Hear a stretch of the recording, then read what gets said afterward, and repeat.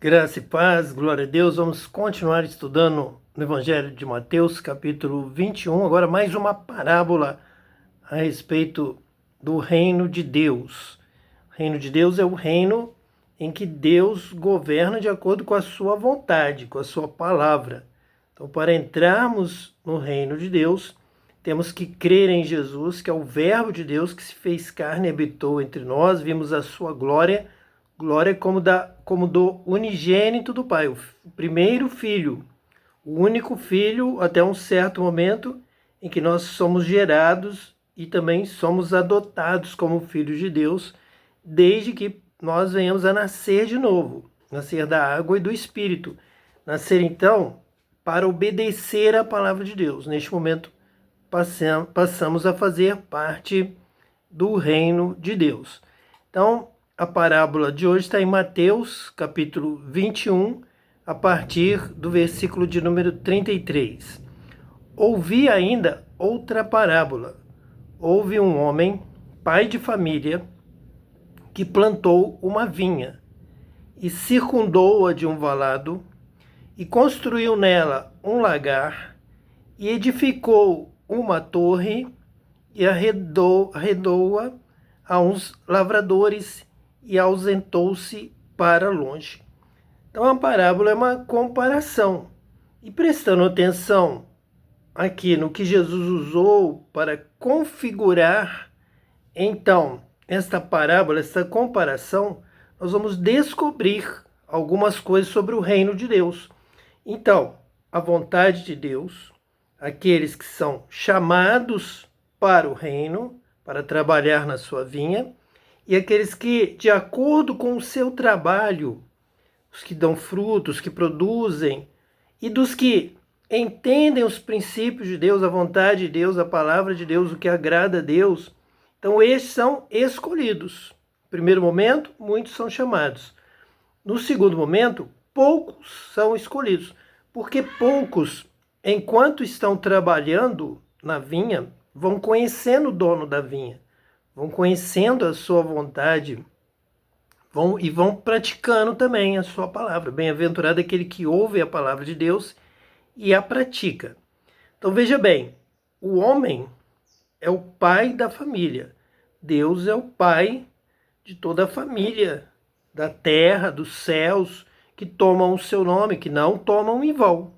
Então, que conhecem a Deus, que têm amor, que passam a amar, porque Deus é amor, quem ama é nascido de Deus. Então, ele vai se tornando pai desta família. Ele também quer ser o pai, então ele chama muitos para se tornarem seus filhos. São chamados, mas ainda não escolhidos. Então, o pai da família, o pai de família, ele é também o dono da casa. Ele tem autoridade, ele é o rei. Ele é o rei do reino dos céus, ele é Deus. Deus é Senhor, Deus é Pai, Deus é Rei. Tudo isso nós vamos aqui aprendendo junto com a parábola. Essa é a função da parábola. É nos trazer em cada detalhe, cada item citado, mencionado, cada posição, como pai, família, homem, nós vamos entendendo a vontade de Deus. É uma revelação de Deus de uma forma que nos possibilita entender melhor, porque são coisas terrenas, são coisas do nosso dia a dia. Não é uma linguagem tão espiritual, tão elevada, que nós teríamos dificuldade no primeiro momento. Então, o primeiro momento é através dessa parábola que nos citam coisas do cotidiano. Então, o pai de família plantou uma vinha. Novamente é mencionado vinha. O povo de Deus é comparado a uma vinha. A palavra de Deus, o reino de Deus. Então, a vontade de Deus é que haja essa vinha. Nós já falamos que a vinha, ela vai produzir a uva, que é um alimento completo, especialmente para um povo que vive em um território de deserto. Não há rio corrente. Existem rios intermitentes. Durante um período do ano chove a rio, mas outra metade do ano não chove e seca tudo. Aquela terra se transforma em um deserto. Então, se você planta uma vinha e cuida bem dessa vinha, tem dedicação, você consegue sobreviver. Porque a vinha, a uva, ela tem a capacidade de produzir o alimento na fruta, usa-se a casca, usa-se a própria uva como alimento, quanto ela se transforma em bebida. Ela se torna o vinho que vai saciar a sede. É um alimento completo para territórios, áreas de deserto. Então, neste mundo, ter a vinha é ter o alimento, a palavra de Deus, é o pão do céu, é a água da vida. Vai prover vida, alegria pelo vinho, vai haver festa, vai haver canto, vai haver louvor, vai acontecer a confraternização, como na ceia, em que todos levavam de casa vinho, alimento, pão, comida, e todos ali deveriam dividir, repartir, comer. Embora Paulo diga que havia algum descontrole, alguns se embebedavam, bebiam além do ponto. A questão não era que bebia vinho, era que bebia demais, enquanto outros não bebiam, não tinham, não traziam. E o que deveria haver ali era uma socialização, uma divisão do pão, do vinho, do alimento, para ser a ceia do Senhor, é a ceia da comunhão, em que ninguém vai ter falta de nada. Todos vão comer o pão, comer a carne, o alimento que tiver disponível de forma igual, quanto beber o vinho, e vai haver festa, dança, alegria, celebração, louvor, porque salvação é alegria, salvação é festa.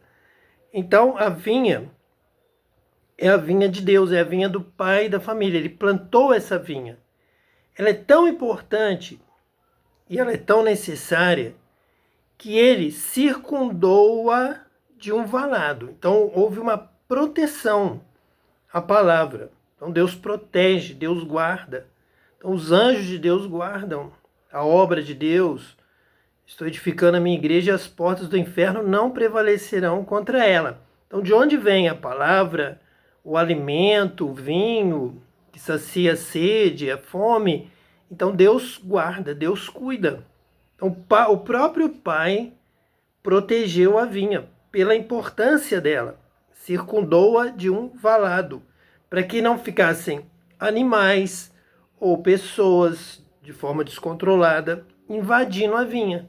O valado enche-se de água, cava-se um buraco e protege-se a parte da riqueza, do alimento, da vida para a sociedade, que no caso era a vinha protegida por um valado. Então veja que o cuidado de Deus, o zelo de Deus, o pai da família, zela pela vida, pelo alimento, pela bebida, pelo culto, pela adoração, por alimentar o pobre, a viúva, o necessitado, para que ninguém passe fome. Então há um cuidado de Deus pela humanidade, pela sua vinha, pela palavra de Deus dos céus. Então circundou-a com valado. Isso é uma parábola, uma comparação de uma proteção de algo de muito valor, que é a vinha, circundou-a de um valado. E construiu nela um lagar. O lagar é um lugar de trabalho na vinha, é um dos lugares. Você vai plantar a vinha, cuidar da vinha, chega um momento que amadurece o fruto da vinha, você colhe e leva a uva, os cachos de uva, leva para o lagar. Pisando, você faz o suco, faz o vinho, você separa o alimento, é ali que você trabalha com a vinha. Então, construiu nela um lagar. Veja o trabalho do pai. E há, então, uma responsabilidade. Deus trabalha até agora, o filho trabalha, continua trabalhando, e nós temos que trabalhar enquanto é dia, trabalhar na seara e na vinha do Senhor, do pai de família, de Deus, na obra de Deus, anunciando o amor, a paz, a vida, a salvação, o batismo com o Espírito Santo, a luz de Deus. Então o lagar é onde se trabalha, é onde se produz, trabalhando no fruto da vinha. Então Deus planta a vinha, a mensagem, a palavra está aí, e alguém precisa transmitir essa palavra, alguém precisa pregar, ensinar, como estamos fazendo aqui agora no lagar do Senhor, na obra de Deus, na vinha e na seara do Mestre. E edificou uma torre também, torre de vigia, torre de observação, de controle, de cuidado. Veja que o zelo de Deus pela sua palavra, o zelo de Deus pela justiça, É uma torre de observação também, se o alimento está sendo distribuído, se não está indo só para a casa dos poderosos. Alguns estão com muito, outros com muito pouco, a maioria com pouco. Então não se tem saúde, não tem distribuição, não tem alegria, não tem festa. Então essa torre vigia para que as coisas sejam administradas com justiça, com honestidade, com verdade. De preferência, todos tendo em abundância, até o melhor limite, e não o pior, mas pensando sempre no melhor, na glória de Deus, na riqueza, na felicidade, na possibilidade melhor para todos, de se alcançar o máximo para muitos, para todos. Essa é a ideia de Deus, essa é a justiça de Deus. E arrendou-as a uns lavradores e ausentou-se para longe. Quando diz que ele arrendou-a a uns lavradores, quer dizer que num primeiro momento ele escolheu alguns aos quais, nós vamos ver isso nessa própria parábola, vai caminhar para este ensino, para esta lição, de que ele escolhe, que claramente ele escolhe Israel para receber esse ministério, essa palavra, este conhecimento. Está no Antigo Testamento, toda a história do povo de Israel. E também no Novo Testamento, mas o primeiro povo é o povo de Israel. Então Deus arrendou-os a uns lavradores. É isso mesmo que ele quer dizer. Ele quer que a gente entenda que como ele vai viajar para longe, como ele não vai poder ficar ali, ele vai deixar nas mãos destes lavradores e ausentou-se para longe, diz aqui o versículo 33. Então ele vai sair, ele precisa de alguém de confiança. Por isso que ele chama na terra pessoas para administrar aqui na terra. E se ausentou-se para longe, também quer dizer que ele administra do céu. Os céus têm domínio sobre a terra. Os céus mandam mandamentos, ordens para a terra. Ordenações, a palavra de Deus é um mandamento, é uma direção de Deus para que possamos conhecê-lo e obedecê-lo. Então ele está dos céus mandando a sua palavra, mandando os seus profetas, mandando a sua mensagem. E os lavradores precisam ouvir e amar e obedecer e não deixar o órfão abandonado, não deixar a viúva sem cuidado, não deixar ninguém largado com frio, com fome pelas ruas, pelas madrugadas. Então isso é cuidar da vinha. É da vinha que vai sair o alimento ou a bebida para saciar a fome e a sede de toda a humanidade. Então esses lavradores têm que ter cuidado para que ninguém tenha falta de nada. Tem que haver um cuidado, tem que haver uma atenção, porque tem uma torre, alguém está vigiando, os anjos estão vigiando.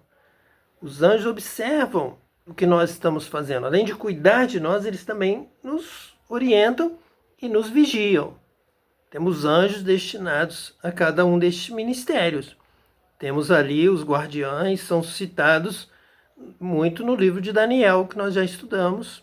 Em momento oportuno voltaremos a estudar. E ausentou-se para longe.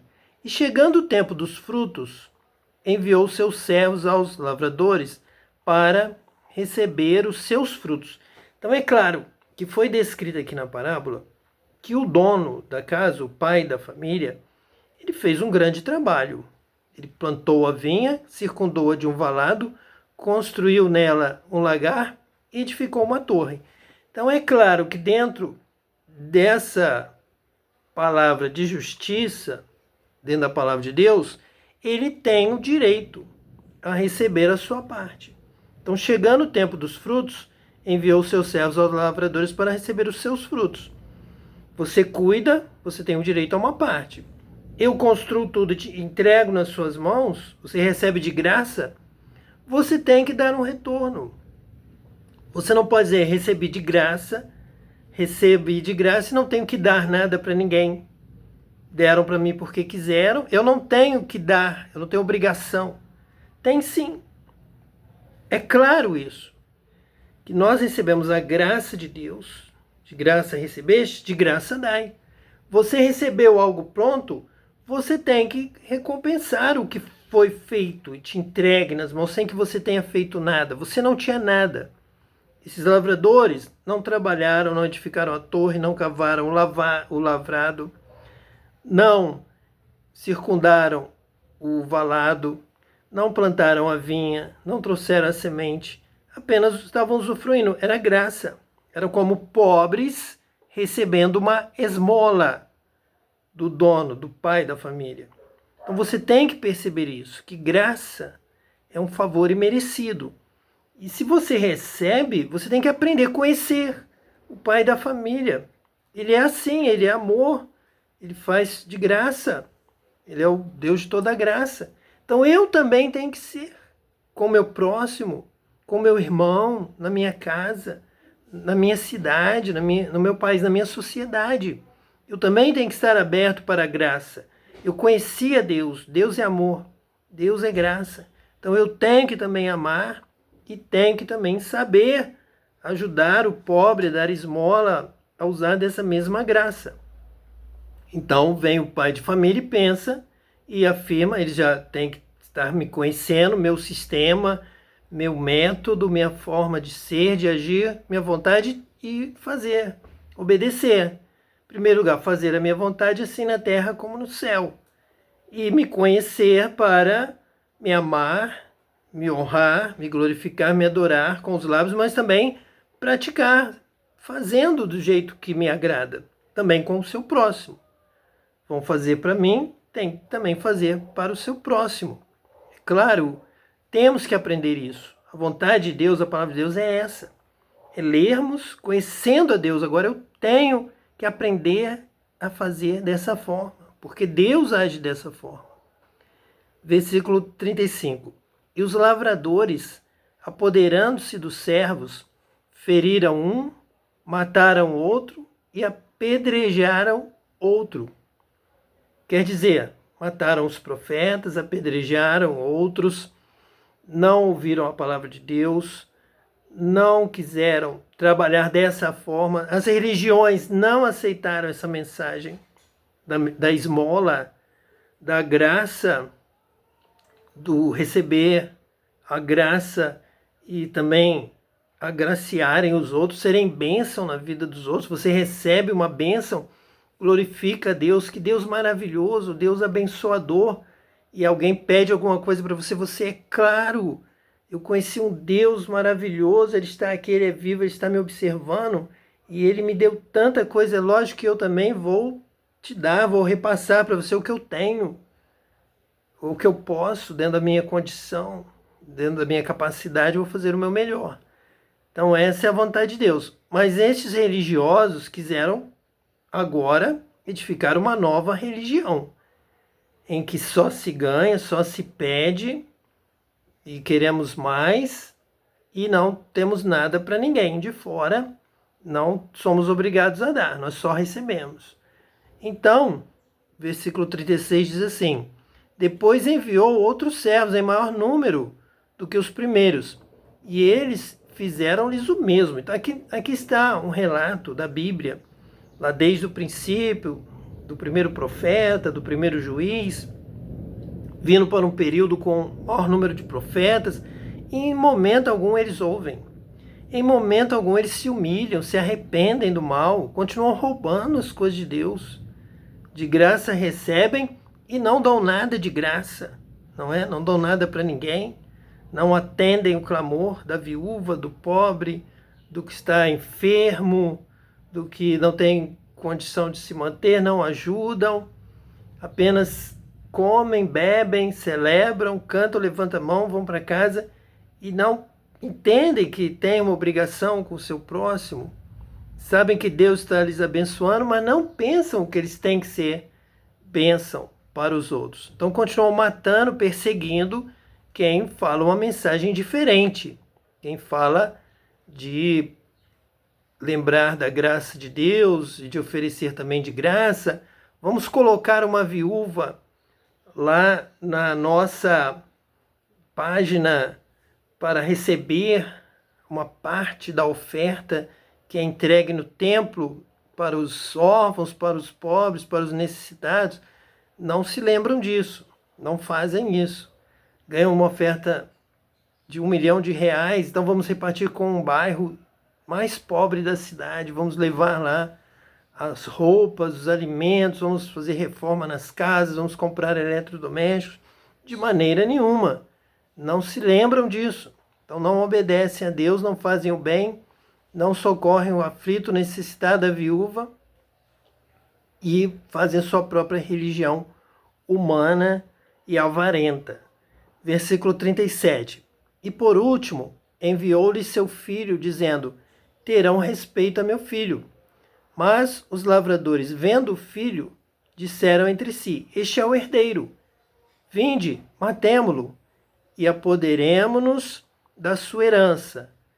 E lançando mão dele, o arrastaram para fora da vinha e o mataram. Então aqui está falando de Jesus, de forma muito clara. Então Deus mandou o seu Filho amado ao mundo, e ali na vinda de Jesus nós temos várias missões. Muitas coisas estão acontecendo. O seu sangue vai pagar o preço, a redenção, a graça para os que não são judeus. Então vai ter uma finalidade, vai alcançar um objetivo. O sangue de Jesus então abre a porta da graça para os que não tinham lei. Então sem lei, agora entram por Jesus, agora tem que aprender a lei, tem que conhecer a vontade de Deus e andar neste caminho estreito, obedecendo a palavra de Deus. É a fé para conhecer, para andar na luz, no amor, na justiça, na verdade, tudo que nós temos aqui ensinado. Para os judeus tem esse significado. Tem um outro, então esse que está aqui na palavra. Para os judeus, ele não veio para morrer. Para os judeus, ele veio como Messias para colher o fruto, como está aqui na parábola. Dos judeus já deveriam conhecer, deveriam entendê-lo, deveriam ligá-lo aos profetas. Mas eles tanto mataram Isaías, Jeremias, os profetas do passado, quanto vão rejeitar a Jesus, é o que ele está dizendo aqui. Vão matar o Filho de Deus. Não vão ter medo de estar cometendo este ato. Eles percebem alguma coisa de que ele pode ser o Filho, aparenta ser, mas eles estão sendo conduzidos por essa mensagem das trevas, de reinar sem Deus, lá da palavra do diabo, lá das trevas, lá em Gênesis, de que Deus estaria mentindo para eles e que se eles, então, tanto comessem do fruto do conhecimento do bem e do mal, eles não morreriam, como que agora, se eles matassem o Filho de Deus, aí sim eles iriam reinar sem Deus, alcançariam aquele objetivo do Gênesis. Então, em vários momentos da história, as grandes autoridades políticas, religiosas, estão trabalhando para conquistar aquilo que o diabo ofereceu lá no Jardim do Éden. Um domínio sem Deus, um domínio materialista. Então, esse domínio aqui sem o Filho de Deus.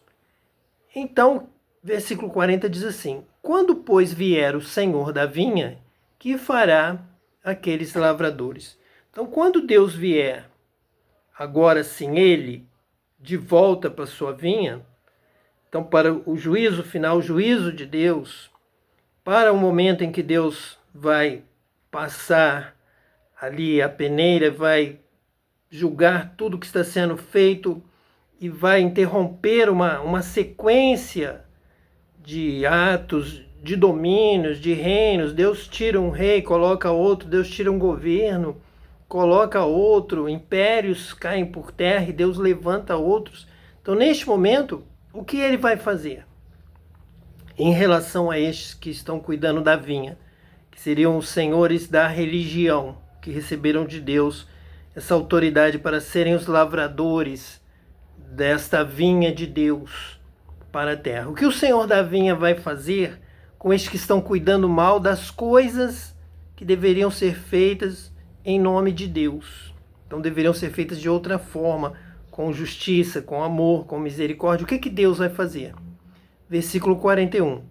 Dizem-lhe eles: dará afrontosa morte aos maus e arrendará a outros a vinha, que a seu tempo lhe deem os frutos. Então as próprias pessoas que estavam ali ouvindo, os judeus, estavam acompanhando a narrativa, a história, a parábola, disseram: bom, é claro Ele, depois que estes lavradores mataram os que foram enviados e mataram o seu próprio filho, ele vai dar uma morte afrontosa a estes maus que administram a religião de forma tão injusta, tão errada, e vai passar a vinha para outros lavradores, que a seu tempo lhe deem os frutos.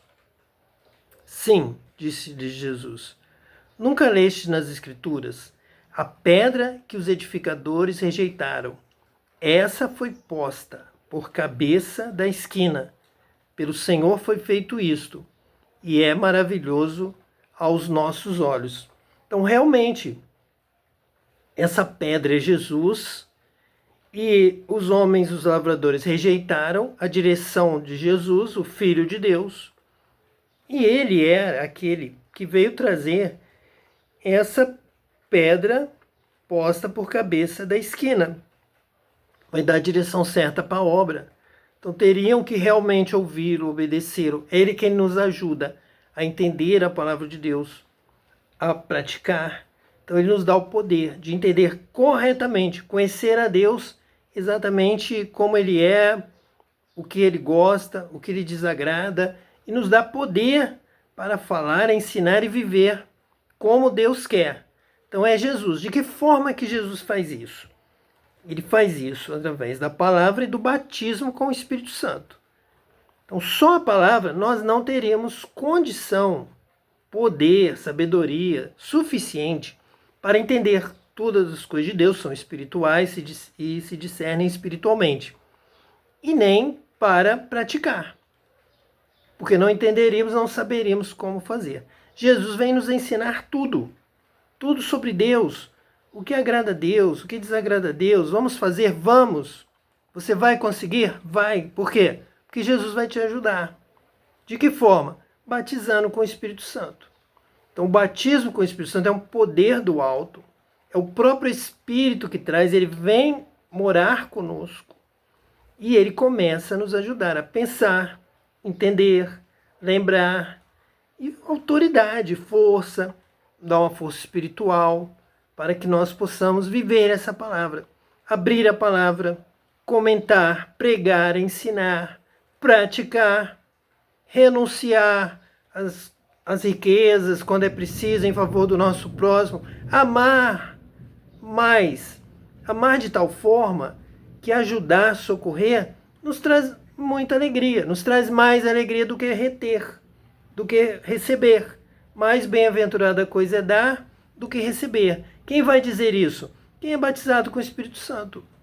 Quem recebe o dom do Espírito Santo tem mais alegria em servir do que de ser servido. É o Espírito de Deus. É o Espírito do céu. Porque o Espírito do céu, o Espírito de Deus, ele não tem essa ganância, essa concupiscência das coisas materiais. Não é o mesmo sentido. Quem é nascido da carne é carne. Então tem todos os desejos materiais muito aguçados e geralmente vive só em função disso. Ele só tem essa visão. A visão dele é limitada. É o prazer material, é possuir, é comprar, é o outro não ter mais do que ele. É isso que ele satisfaz.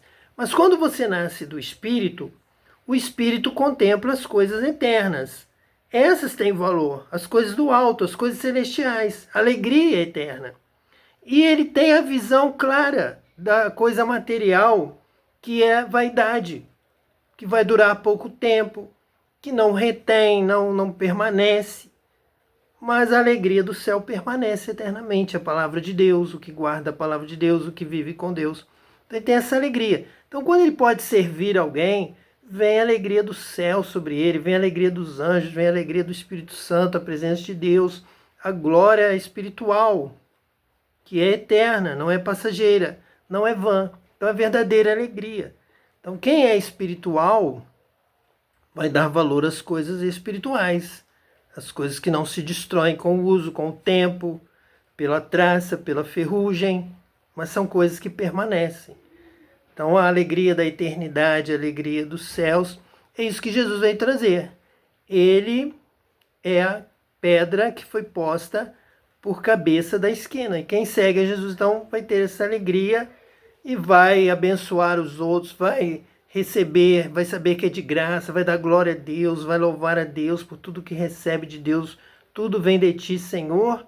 E então, do que é teu, nós te damos, e nós ofertamos, e nós socorremos o necessitado. Então, essa é a palavra de Deus.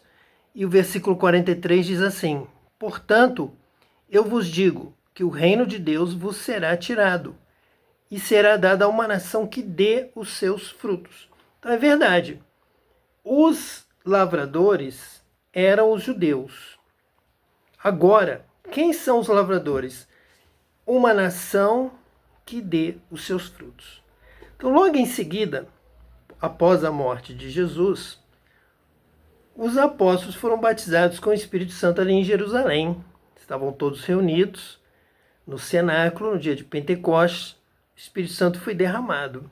Então eles receberam este poder para entender a palavra, a vontade de Deus e para ensinar, para pregar. Pedro começou a pregar, 3.000 pessoas se converteram, porque ele recebeu o poder do Espírito Santo para ter discernimento do que estava falando e ter sabedoria, entendimento, autoridade de Deus para as pessoas então se converterem. E dali eles vão sair pelo mundo levando essa mensagem do reino de Deus. Onde for ouvido, crido, recebido e praticado, haverá uma nação iniciando o ministério. Assim como foi lá no início com Abraão, que ouviu com fé, onde for pregado este evangelho do reino e onde a nação, as pessoas, a sociedade, desde o governante até as crianças, então todos, em geral, na maior parte, predominante. Então Deus vai escolher estas nações, esta nação, esta casa, uma nação que dê os seus frutos. É uma nação que primeiro, para dar fruto, tem que dar ouvido à palavra, pela fé. Então, pela fé que se agrada a Deus, é pela fé que vem a salvação, vem esse propósito de conhecer a Deus, de obedecer a Deus. Salvação é viver de acordo com a vontade de Deus, nascer de novo na hora, não é depois da morte, é no momento. Então a salvação, ela resplandece, ela brilha, é a luz do mundo. Jesus é a luz do mundo, veio ao mundo nos tirar das trevas, da ignorância, do mal, da maldade, e nos trazer realmente para a paz, para uma vida plena, uma vida com abundância, uma vida cheia da presença de Deus, cheia de alegria. Então é uma nação que deu seus frutos. E essa nação, então, vai aprendendo a conhecer a Deus e vai crendo em Deus e vai honrando a Deus e servindo a Deus e andando na luz. Então, essa nação tem que realmente se converter, haver uma conversão. Quando há uma conversão nacional, Deus escolhe essa nação. Nós falamos no início que muitos são chamados, poucos escolhidos. Os escolhidos são os que dão fruto. Veja que ali Israel tinha tudo, tinha todo chamado, mas agora aqueles já não são mais escolhidos, porque eles não estão distribuindo bem o trabalho da vinha, nem com Deus, nem com o próximo. Então eles são rejeitados, são expulsos da vinha. O dono da casa, o pai da família, vai dar a vinha para outros, que dão o seu fruto, que andam na luz, que vivem na paz, que vivem na verdade, na justiça. Essa nação que ele está dizendo aqui será dada a uma nação que dê os seus frutos. Por exemplo, vai andar na verdade, na justiça, no amor ao próximo. Nós temos exemplo de nações que receberam a palavra de Deus e a nação inteira se converteu e abandonou o seu mau caminho. Então pararam de praticar injustiça, pararam de roubar, pararam de mentir uns para os outros, de enganar, começaram a andar na luz, na verdade, não deixavam mais ninguém passando necessidade, não deixavam mais o pobre abandonado, começaram a criar sistemas para promover a assistência ao necessitado, ao idoso, à viúva, ao órfão, ao enfermo. Essa nação passa a ser a nação escolhida de Deus, essa nação será abençoada por Deus. A palavra de Deus diz, ó, bendita é a nação cujo Deus é o Senhor. Mas para ser bendita essa nação cujo Deus é o Senhor, essa nação tem que andar na prática da vontade de Deus. Andar na luz, andar no amor, na misericórdia, na atenção ao necessitado, ao aflito. Repetindo sempre o que a palavra de Deus fala, dos principais, órfãos, viúvas, do pobre, até mesmo do encarcerado, do que estiver na rua, caiu na mão dos salteadores, como o samaritano fez. Jesus disse, vai e faz o mesmo. Então, se nós temos uma nação, se você conhece a história da humanidade toda, e conhece uma nação que trabalha pela paz, que promove a paz, promove a justiça, promove rigorosamente, com dedicação, o cuidado aos aflitos, aos necessitados, eis aí uma nação que tem Deus como Senhor. Ela tem na prática, ela é uma nação que dá os seus frutos. Não fica só de palavra. E não fica também só a Deus, fica também ao próximo. Tem que amar a Deus e amar ao próximo. Nós temos aí o mandamento principal, amar a Deus, e outro semelhante a esse, amar ao próximo. Então é uma nação que dê os seus frutos. Dê a Deus o que é de Deus e ao próximo o que ele estiver precisando dentro da sua possibilidade, com justiça, com verdade. Então uma nação que propaga a paz universal, que propaga a saúde universal, propaga o fim das guerras.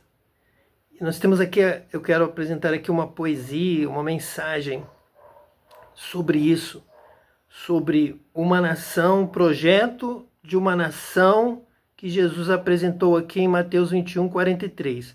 Portanto, eu vos digo que o reino de Deus vos será tirado e será dado a uma nação que dê os seus frutos. Então, aqui um projeto de uma nação que dá os seus frutos.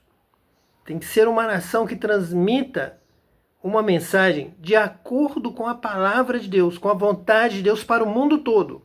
Que tenha coragem, que tenha fé, que tenha ousadia, que tenha o poder do Espírito Santo que lhe dê condição de anunciar a paz ao mundo, a verdade ao mundo, o amor ao mundo. Os países vivem em guerras. Enquanto isso, as crianças têm fome. Mas só há desamor e desunião. Em toda parte há pobreza.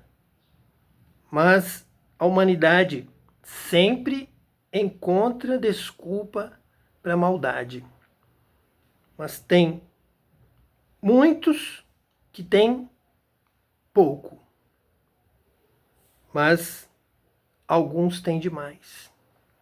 Mas a maioria vive com pouco.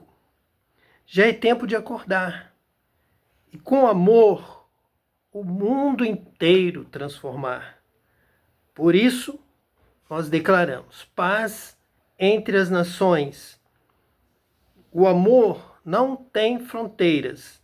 Queremos anunciar a paz entre as nações, começando em Israel, onde o príncipe da paz nasceu, para o mundo inteiro viver em paz. E a paz verdadeira é a paz que viemos trazer. Shalom. Ben Amin Baanu Lefersen. Lahava Singivu Hotsim Litsoka. Matrilim Bi Israel. Macon Lida Shemelech Shalom Lekol Olam. Terriot se a Shalom, Shalom Amit, Banu Beavir, em paz para toda a humanidade, paz para a terra, paz começando em Israel, onde nasceu o príncipe da paz.